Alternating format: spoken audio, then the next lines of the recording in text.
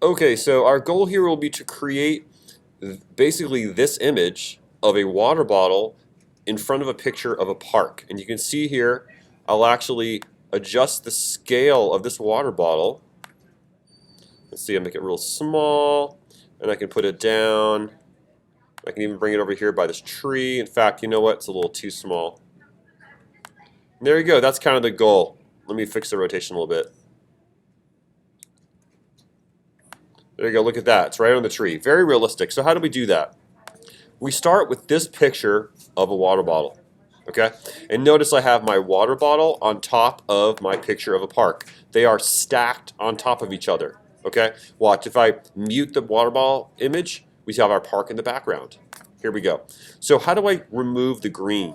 First off, I'm going to go to my effects window and go to Ultra Key by searching Ultra Key.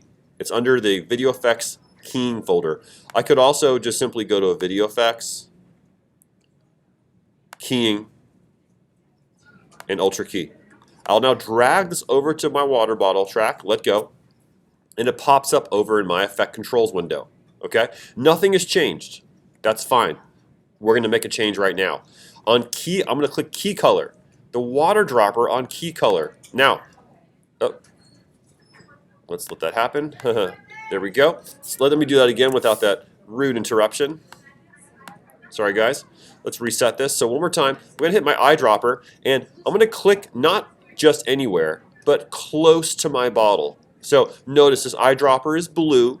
That means anything I click on will be activated, meaning any color I select will be the color the computer removes. So here we go. Clicking on it, boom.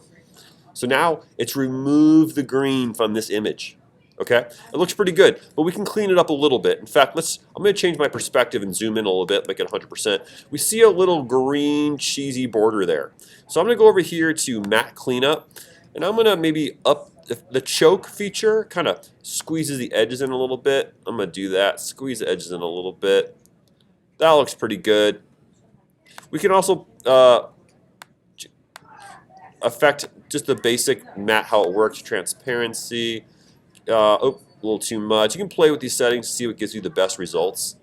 For the most part, I leave them, especially when I have a nice clean key. This is a clean key because I shot it in studio, so the lighting was really nice and even. So secondly, we want to remove this chair. How do we do that? Well, I need to make a mask. Okay. Notice I can mask the actual effect. I don't want to do that. Watch, if I do that, it'll just limit where the effect is applied. I don't want that. Command Z, undo. I'm going to mask the video, which is basically under video, under opacity. I'm going to click. You can start with a circle, a square, or a totally customized matte. I'm going to do a little bit of both. I'm going to start with a square, then I'm going to customize it. So here's my square. I'm going to bring it up here, bring it up here. That's fine. We don't need to get too picky.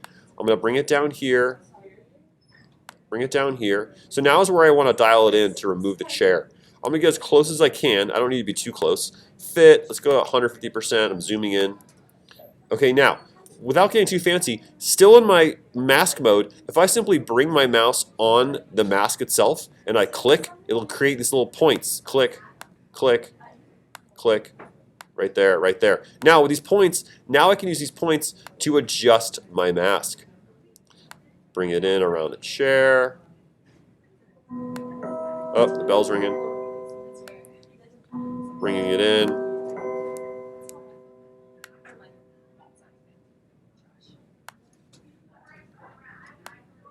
Very nice. Now I'm going to go back to my full screen. Now I'm going to make this a little smaller. I'm going to move it over here. Move it over there. Move it down. You can put it wherever you want. It's totally up to you. Make it a little smaller. Let me get rid of the mask. There we go. And that's looking pretty good. In fact, if you really want to get careful with it, you could even go up to your color settings. Let it load here for a second. And you could do some basic correction on just the water bottle. Make the exposure a little less. See, it really makes it look realistic. That looks pretty good. You'd be hard-pressed to notice that was put there artificially. I could dial it in a little bit more by maybe bringing it down to fixing the position. Now it looks pretty good. You could tweak it more than that, but that's the goal here. So that's how you use the Alt key to remove a color, masking to remove unwanted objects, and then using a little bit of color correction and effect controls to really dial it in and make it look realistic.